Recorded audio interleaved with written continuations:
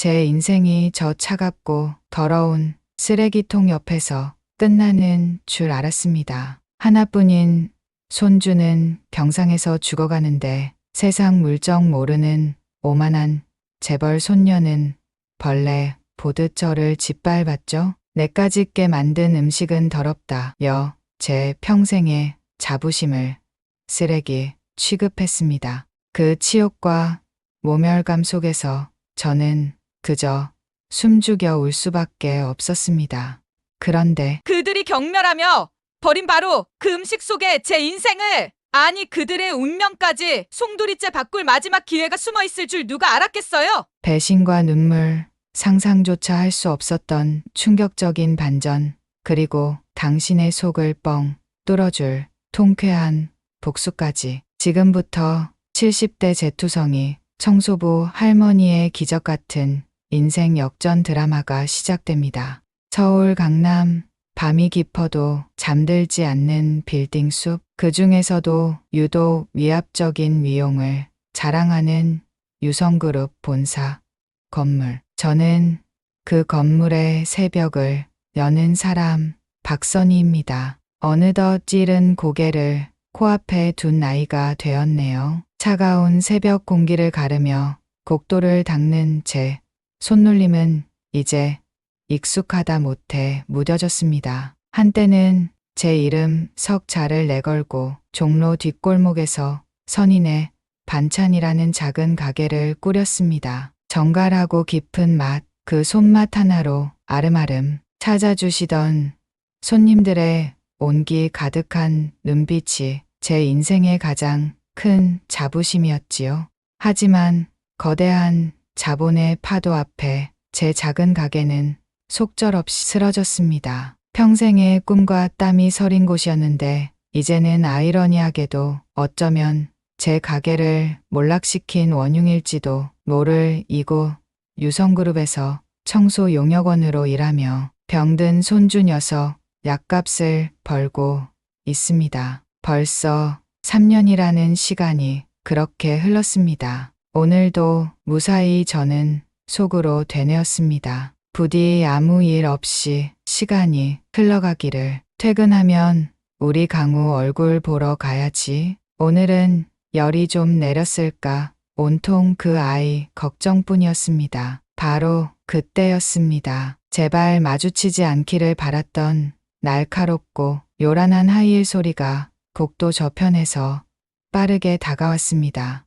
유성그룹 강 회장의 외동딸이자 28 젊은 나이에 상무 자리에 앉은 강유라. 아버지의 후광으로 얻은 자리라는 수군거림 때문인지 그녀는 늘 날이 서 있었고 아랫사람들에게 오만하기 짝이 없었습니다. 언젠가 그녀가 아버지인 강 회장님과 통화하며 악을 쓰는 소리를 얼핏 들은 적이 있습니다. 아버지, 저 좀 믿어주세요. 언제까지 돌아가신 엄마랑 비교하실 거예요. 저도 할 수 있다고요. 그 절규 속에 담긴 불안과 열등감이 그녀의 뒤틀린 행동의 이유가 아닐까 짐작만 할 뿐이었습니다. 그녀는 제 앞에 멈춰 서더니 짜증이 덕지덕지 묻어나는 목소리로 소리쳤습니다. 아, 진짜 이 복도 언제 닦은 거야? 먼지 난리잖아. 할머니,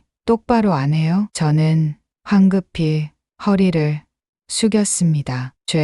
죄송합니다, 상무님. 바로 다시. 하지만 그녀는 경멸 어린 시선으로 저를 위아래로 훑어 말을 잘랐습니다. 됐어요. 손대지 마요. 어디서 더러운 손으로 월급 받는 만큼만 딱 하면 될 것을 뭘 그렇게 유난인지. 하여간 능력 없는 것들이 성실한 척은 아 맞다. 내 방 쓰레기통이나 빨리 비워요. 어제 파티하고 남은 음식물 쓰레기 잔뜩 있으니까 냄새나기 전에 얼른. 그녀는 그렇게 쏘아붙이고는 휙 돌아서 가버렸습니다. 저는 그녀의 뒷모습에 대고 네, 알겠습니다 하고 작게 대답하며 주먹을 꽉 쥐었습니다. 매번 당하는 일이지만 참을 인자를 몇 번이나 새겨야 하는지 강 상무의 방에서 음식물 쓰레기가 가득 담긴 봉투를 들고 나오는데 문득 봉투 틈새로 곱게 모양을 낸 작은 약과 조각 하나가 보였습니다. 제가 예전에 만들던 방식 그대로였습니다. 아마 어젯밤 파티에서 누군가 귀하게 준비해 온 디저트였겠지요. 저도 모르게 안타까운 마음에 혼잣말을 했습니다. 귀한 음식을 이렇게 버리다니, 쯧쯧. 그 순간 어떻게 알았는지 강 상무가 다시 제 앞에 나타나 날카롭게 소리쳤습니다. 할머니, 지금 뭐 보고 있어요? 남의 쓰레기통 뒤지는 거예요? 혹시 뭐 훔쳐가려고 어쩐지 냄새가 난다 했더니 아니면 이게 먹고 싶어요? 하긴 평생 이런 걸 구경이나 해봤겠어요? 저는 당황해서 손을 내저었습니다. 아닙니다. 상무님, 그저 음식 버리는 게 아까워서. 그녀는 제 말을 듣고는 배를 잡고 웃었습니다. 그 웃음소리가 텅 빈 복도에 차갑게 울려 퍼졌습니다. 뭐라고요? 아까워. 푸아하. 할머니, 이게 뭔지는 알아요? 청담동 최고급 한정식 집 VVIP 코스에나 나오는 특제 약과예요. 할머니 같은 사람이 평생 만져보지도 못할 음식이라고요. 근데 감히 쓰레기통 뒤지면서 아까워. 주제 파악 좀 해요. 그 더러운 손 치우고 당장 그거 들고 썩 꺼져요.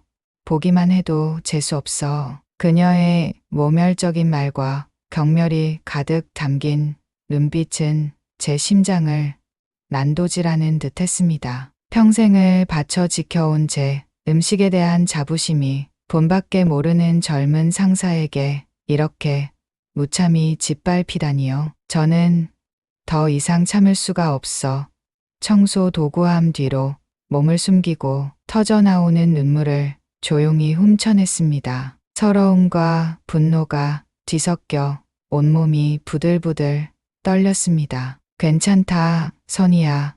괜찮아. 강우만 생각하자. 강우. 낯값 벌어야지. 그렇게 스스로를 필사적으로 다독였습니다. 그때 같은 청소팀 동료인 미숙 씨가 다가와 제 등을 가만히 토닥여 주었습니다. 그녀는 제 사정을 어느 정도 아는 유일한 동료였습니다. 선희 언니, 또 저 못된 강 상무 때문에 아이고, 저 인간은 왜 저리 꼬였을까? 사람은 곱게 늙어야 하는데 말이야. 언니, 너무 속상해 마요. 언니, 잘못 아니에요. 저런 인간 말은 한 귀로 듣고 한 귀로 흘려버려요. 우리가 참아야지 별 수 있나. 저런 사람 상대해봤자 우리만 손해지. 힘내요, 언니. 미숙 씨의 진심 어린 위로에 저는 겨우 눈물을 그치고 애써 미소를 지어 보였습니다. 괜찮아,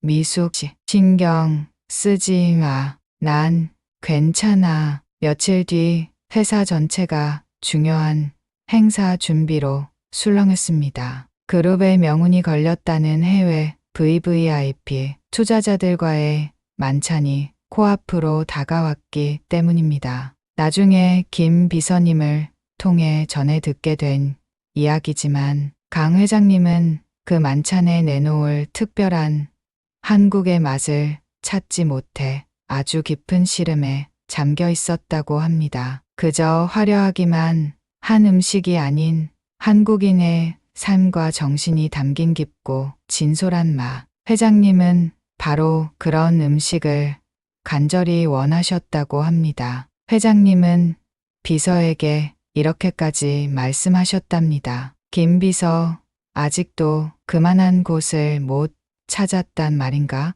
대한민국 최고라는 한정식 집들은 다 가봤는데 뭔가 부족해. 깊이가 영혼이 없단 말일세. 이번 만찬 정말 중요하네. 어떻게든 진짜 백이 한국의 맛을 찾아내게.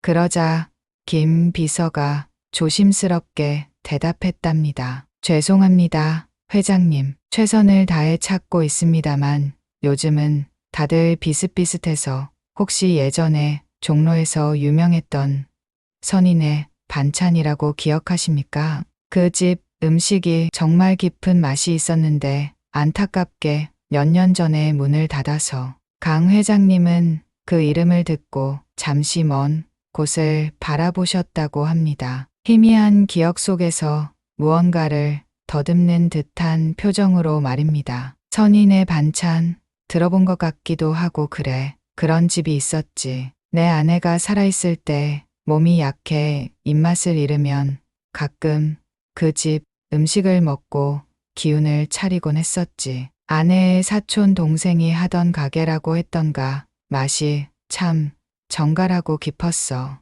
그런데 왜 문을 닫았나? 김 비서는 안타까운 목소리로 설명했답니다. 저희 같은 대기업 프랜차이즈들이 골목 상권에 진출하면서 아마 경쟁에서 밀리신 것 같습니다. 참 안타까운 일이죠. 그 말을 들은 강 회장님은 한동안 아무 말씀 없이 창밖만 바라보셨다고 합니다. 씁쓸함과 죄책감이 낀 표정으로 그랬군. 우리가 그런 일을 하고 혼잣말을 하시고는 깊은 한숨을 내쉬셨다고 합니다. 어쩌면 그때 회장님의 마음속에는 오래전 떠나보낸 아내에 대한 그리움과 함께 잊고 있던 과거의 인연에 대한 미안함이 자리 잡기 시작했는지도 모르겠습니다. 설상가상으로 만찬을 며칠 앞두고 또 다른 문제가 터졌습니다. 만찬의 메인 요리로 예정되었던 귀한 자연산 전복의 납품기를 경쟁사인 태영그룹 측에서 교묘하게 방해하여 제 시간에 신선한 재료를 확보하기 어렵게 된 것입니다. 태영그룹은 예전부터 유성그룹과 사사건건 부딪히던 라이벌 관계였고 이번 VVIP 만찬을 망쳐 유성그룹에 타격을 주려는 속셈이었던 것이지요. 주방 책임자는 발을 동동 굴렀고 강 회장님의 시름은 더욱 깊어졌습니다. 엎친 데 덮친 격으로 제게도 감당하기 힘든 시련이 찾아왔습니다. 병원에 입원 중이던 손주 강우의 상태가 갑자기 나빠져 긴급 수술이 필요하다는 연락을 받은 것입니다. 의사는 당장 큰 수술비를 마련하지 않으면 아이가 위험할 수도 있다고 했습니다. 하늘이 무너지는 것 같았습니다. 이제 겨우 희망을 찾아가나 싶었는데 왜 저에게만 이런 가혹한 일이 반복되는 걸까요? 저는 병원 복도에 주저앉아 내가 뭘 잘못했기에 우리 강우가 왜 하는 자책감과 절망감에 하염없이 눈물만 흘렸습니다. 당장 수술비를 구할 길이 막막했습니다. 그때 제 사정을 알게 된 미숙 씨가 자신의 적금을 깨서 모은 돈이라며 봉투를 내밀었습니다. 언니, 힘내요. 이걸로 우선 급한 불이라도 꺼요. 강우 꼭 괜찮아질 거예요. 저는 미숙 씨의 따뜻한 마음에 또다시 눈물을 쏟으며 고마움과 미안함에 어쩔 줄 몰랐습니다. 그리고 마침내 운명의 VVIP 만찬 당일이 밝았습니다. 국내 최고라 자부하는 특급 호텔 셰프들이 분주하게 움직이는 연회장 주방. 하지만 시작부터 불길한 기운이 감돌았습니다. 경쟁사의 방해로 메인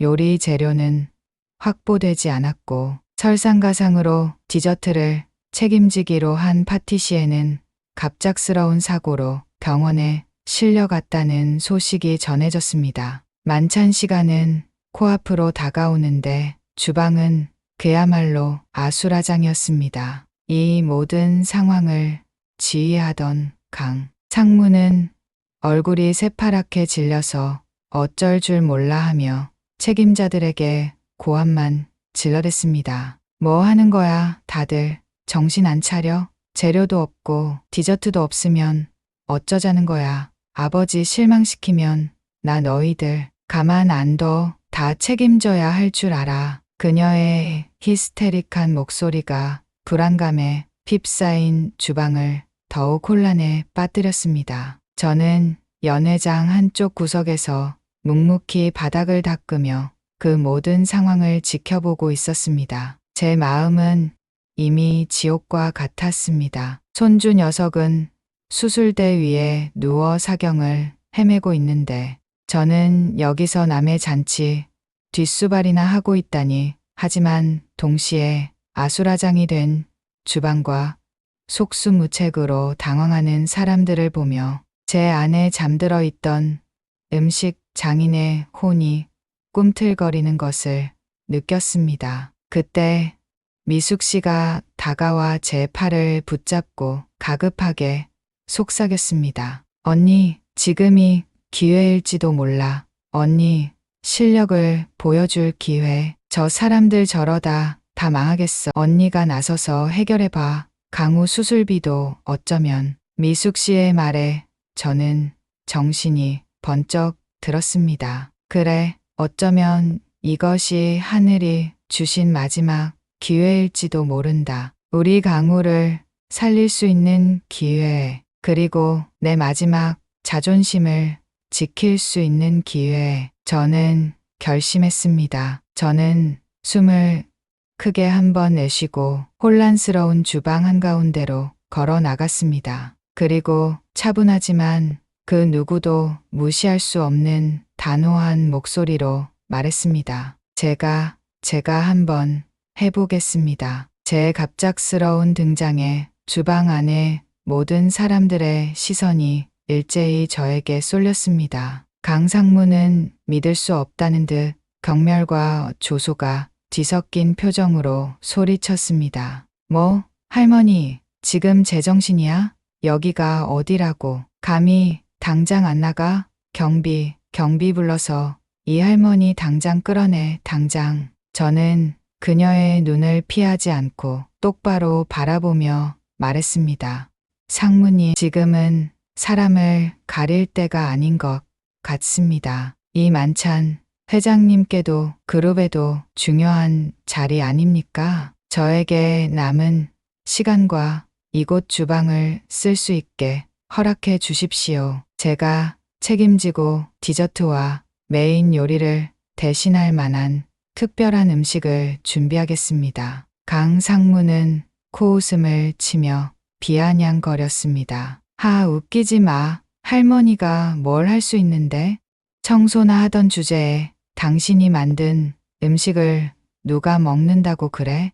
바로 그때 소란을 듣고 주방으로 들어오신 강 회장님께서 모든 상황을 지켜보고 계셨습니다. 제 눈빛에서 무언가 범상치 않은 기운을 느끼셨는지 강 회장님께서 낮은 목소리로 입을 열었습니다. 유라야, 잠시만. 여사님이라고 하셨나? 정말 이 상황을 수습할 자신이 있으신가? 저는 강 회장님을 향해 허리를 깊이 숙이며 대답했습니다. 평생을 음식에 마음을 담아왔습니다. 시간을 주신다면 비록 가진 재료는 부족할지언정 정성을 다해 VVIP 손님들께 한국의 진짜 맛을 보여드릴 수 있습니다. 한번 믿어봐 주십시오, 회장님. 강 회장님은 잠시 저를 깊은 눈으로 바라보시더니 문득 품속에서 작고 낡은 손때 묻은 레시피 노트를 꺼내 저에게 건네주셨습니다. 이것은 내 죽은 아내가 생전에 무척 아꼈던 물건이요. 아내의 사촌 동생, 그러니까 선인의 반찬 주인이 직접 적어준 것이라고 했지.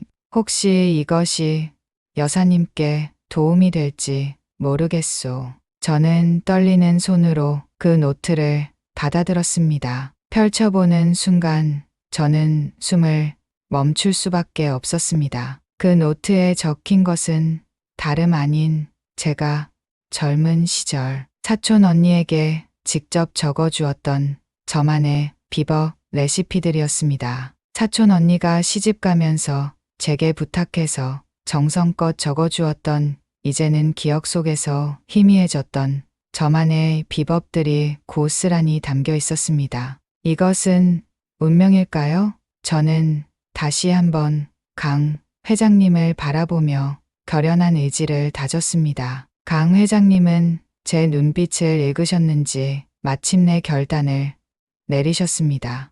좋소. 여사님을 믿어보겠소. 딱 남은 시간만큼 드리겠소. 만약 만찬을 망치게 된다면 모든 책임은 내가 질 것이오. 대신 제대로 해내시오. 강 상무가 발을 동동 구르며 소리쳤습니다. 아버지, 제정신이세요? 저런 할머니를 뭘 믿고 우리 회사 망신당하면 어쩌려고 그러세요? 하지만 강 회장님은 단호했습니다. 유라, 넌 조용히 해. 김비서, 이분이 필요하다는 모든 것을 지원하게. 주방 책임자, 지금부터 이분의 지시에 따르도록. 내 결정에 토달지 마라. 모두의 의심과 불안, 그리고 약간의 기대감이 뒤섞인 시선 속에서 저는 허름한 청소복을 벗고 임시로 마련된 조리복으로 갈아입었습니다. 그리고 주방 한쪽에 마련된 작은 공간에서 마치 수십 년 만에 지휘봉을 다시 잡은 노련한 지휘자처럼 침착하고 능숙하게 움직이기 시작했습니다. 손때 묻은 레시피 노트와 제 기억 속의 노하우, 그리고 무엇보다 제 마음을 담아 저는 주어진 환경 속에서 최선을 다했습니다. 상태가 좋지 않던 송이는 향긋하고 부드러운 버섯죽으로 다시 태어났고, 구하기 어려워진 전복 대신 냉장고에 있던 평범한 해산물과 채소들은 저희 손길을 거쳐 궁중 요리 못지않은 품격 있는 냉채와 전으로 변모했습니다. 쌀과 과일, 견과류는 아름다운 전통 디저트, 개성, 주악과 곶감 쌈으로 재탄생했습니다. 제 손놀림에는 수십 년간 쌓아온 연륜과 음식에 대한 깊은 이해, 그리고 무엇과도 바꿀 수 없는 진심이 담겨 있었습니다. 미숙 씨는 제 곁에서 묵묵히 땀을 닦아주고 필요한 도구들을 챙겨주며 저를 도왔습니다. 마법 같은 시간이 흘렀고 마침내 제가 만든 음식들이 VVIP 만찬 테이블 위에 정갈하게 올랐습니다. 처음에는 예정에 없던 음식의 등장에 의아해하던 VVIP 손님들은 제 음식을 한 입 맛보는 순간 눈을 동그랗게 뜨고 감탄사를 연발하기 시작했습니다. 여기저기서 wow, amazing, incredible, taste 하는 소리가 끊이지 않았습니다. 한 외국인 손님은 감동한 목소리로 말했습니다. 세상에 이런 깊고 풍부하면서도 깔끔한 맛은 처음입니다. 이게 바로 진짜 한국의 맛이군요. 영혼을 울리는 맛입니다. 또 다른 손님은 눈을 지그시 감고 음미하며 말했습니다. 화려한 기교는 없지만 한 입 먹는 순간 온몸에 따뜻한 기운이 퍼지는 느낌입니다. 만든 이의 정성과 마음이 고스란히 느껴져요. 특히 이 디저트들은 경이롭습니다. 예술이에요. VV 진심 어린 극찬에 강 회장님의 얼굴에는 놀라움과 함께 깊은 안도의 미소가 번졌습니다. 그는 즉시 저를 만찬장으로 불렀습니다. 강 회장님은 제 손을 덥석 잡으며 말했습니다. 여사님, 정말 뭐라 감사의 말씀을 드려야 할지 모르겠습니다. 도대체 누구신데 이런 놀라운 솜씨를 가지고 계신 겁니까? 제가 평생 찾아 헤매던 바로 그 맛입니다. 그리고 이 노트 정말 여사님의 것이었군요. 제가 만찬장에 들어서자 조금 전까지 제 음식을 맛보던 VVIP 손님들은 모두 자리에서 일어나 저에게 뜨거운 기립 박수를 보내주었습니다. 제 평생 이렇게 많은 사람들 앞에서 이렇게 뜨거운 박수를 받아본 것은 처음이었습니다. 눈시울이 뜨거워졌습니다. 바로 그때였습니다. 박수 소리가 채 가라앉기도 전에 강상무가 갑자기 날카로운 목소리로 외쳤습니다. 그녀의 곁에는 불안한 표정의 김 비서가 서 있었습니다. 잠깐만요. 여러분 속지 마세요. 저 할머니가 만든 음식 자세히 보세요. 여기 머리카락이 들어있잖아요. 역시 청소부 출신이라 더럽고 비위생적이라니까. 이런 음식을 VVIP 분들께 내놓다니 이건 국제적인 망신이에요. 강상무는 마치 승리자처럼 의기양양하게 소리치며 김 비서가 미리 넣어둔 머리카락이 든 접시를 높이 치켜들었습니다. 만찬장은 순식간에 싸늘하게 얼어붙었고 사람들은 경악과 혐오의 눈빛으로 저를 바라보았습니다. 저는 하늘이 무너지는 것 같았습니다. 어떻게 이런 비열한 짓을. 저는 아무 말도 하지 못하고 그저 부들부들 떨고만 있었습니다. 강상무는 회심의 미소를 지으며 저를 몰아붙였습니다. 자, 할머니, 이제 뭐라고 변명할 거죠? 당장 이 자리에서 사죄하고 그만. 그 순간 미숙 씨가 용기를 내어 앞으로 나섰습니다. 제가 봤어요. 방금 김 비서님이 저 할머니 음식에 몰래 무언가를 넣는 것을 똑똑히 봤다고요. 저건 강 상무님이 시킨 짓이에요. 미숙 씨의 폭로에 장내는 다시 한번 술렁였습니다. 강 회장님은 불호령을 내렸습니다. 김 비서, 이게 어찌된 일인가? 바른대로 고하지 못할까? 모든 시선이 김 비서에게 쏠렸습니다. 그는 사색이 되어 벌벌 떨더니 결국 모든 것을 털어놓았습니다. 강 상무의 지시로 이물질을 넣었고 평소 강 상무가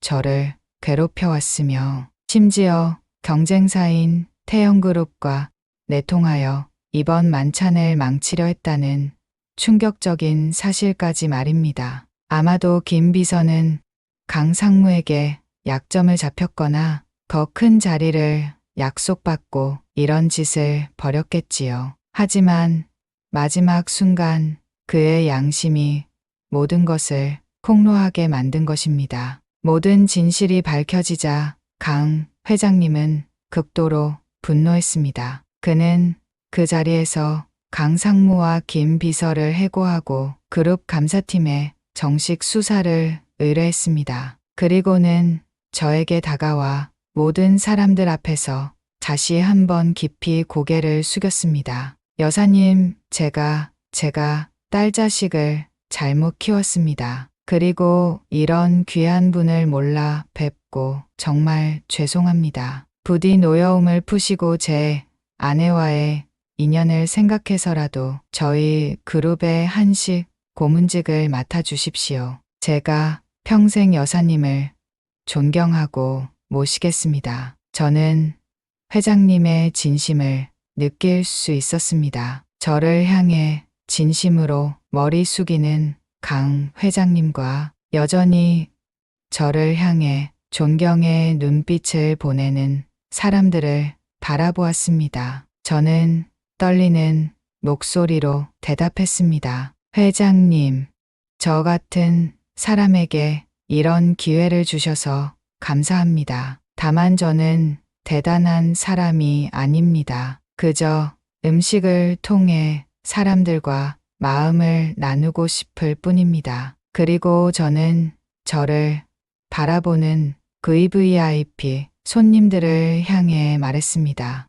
음식은 단순히 배를 채우는 것이 아니라 마음을 나누는 것이라고 생각합니다. 비싼 재료나 화려한 기교가 아니더라도 만드는 사람의 진심과 정성이 담겨 있다면 그것이 바로 최고의 음식입니다. 오늘 제 음식을 맛있게 드셔주셔서 진심으로 감사합니다. 제 말에 다시 한번 뜨거운 박수가 쏟아졌습니다. 그렇게 저희 새로운 인생 2막이 시작되었습니다. 유성그룹의 한식 브랜드 총괄 고문. 참으로 거창한 직함이었지만 저는 자리에 연연하지 않고 오직 음식에 제 마음과 철학을 담는 일에만 집중했습니다. 강 회장님의 전폭적인 지원 아래 손주 강우는 무사히 수술을 받고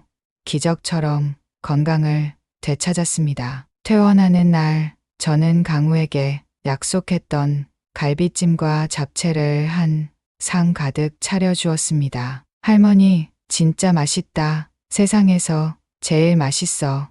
하며 엄지손가락을 치켜세우는 강우를 보며 저는 그동안의 모든 고통과 서름이 씻겨 내려가는 듯 했습니다. 한편 강 상무는 모든 것을 잃고 멀리 지방의 한적한 연수원으로 보내졌습니다. 그곳에서 허드레시를 하며 힘든 시간을 보냈다고 합니다. 처음에는 분노와 억울함에 몸부림쳤지만 시간이 흐르면서 자신의 오만함과 어리석음을 조금씩 깨닫기 시작했다고 들었습니다. 그리고 몇 달 뒤 저에게 서툰 손글씨로 쓴 편지 한 통이 도착했습니다. 거기에는 이렇게 적혀 있었습니다. 박선희 여사님께 제가 정말 잘못했습니다. 이제야 제가 얼마나 어리석고 못된 인간이었는지 깨달았습니다.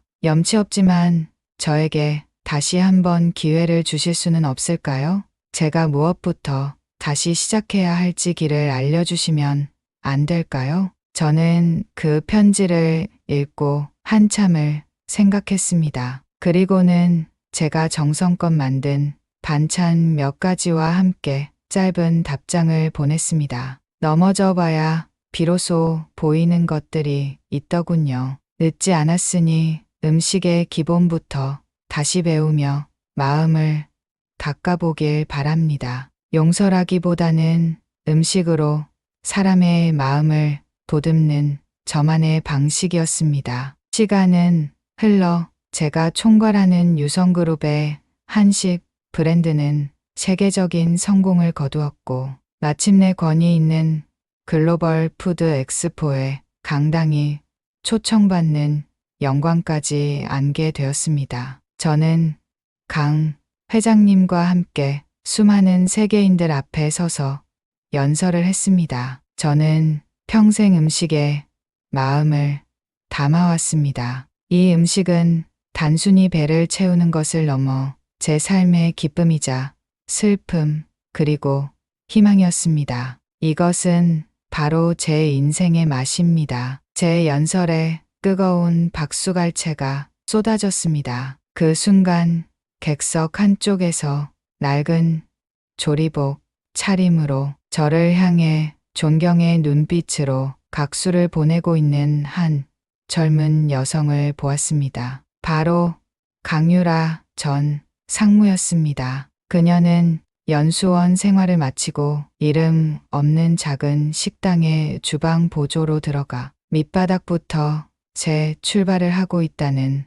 소식을 들었습니다. 그녀의 눈빛에서 저는 진정한 변화의 가능성을 보았습니다. 어쩌면 언젠가 그녀와 함께 음식을 만들며 마음을 나누는 날이 올지도 모르겠습니다. 이제 저는 더 이상 화려한 빌딩 숲 사이 차가운 새벽 공기를 가르는 외로운 청소부가 아닙니다. 따뜻한 온기가 가득한 저만의 주방에서 정성껏 음식을 만들고 그 음식을 통해 세상과 소통하며 저의 남은 인생을 기꺼이 채워나가고 있습니다. 건강을 되찾은 손주 강우의 웃음소리가 제 삶의 가장 큰 기쁨입니다. 제 인생은 마치 제투성이 속에서 뒤늦게 피어난 한 떨기 들꽃처럼 비록 남들보다 조금 늦었을지는 몰라도 다시 한번 찬란하게 빛나고 있습니다. 인생의 가장 깊은 절망 속에서도 희망을 잃지 않고 제 자신의 가치를 묵묵히 지켜낸 저의 이야기가 지금 이 순간 삶의 무게에 힘겨워하는 모든 분들에게 작은 위로와 용기를 드릴 수 있기를 바랍니다. 기억하십시오. 나이는 정말 숫자에 불과하며 당신의 진심과 정성은 언젠가 반드시 세상을 향해 밝게 빛을 발할 것이라는 사실을 말입니다.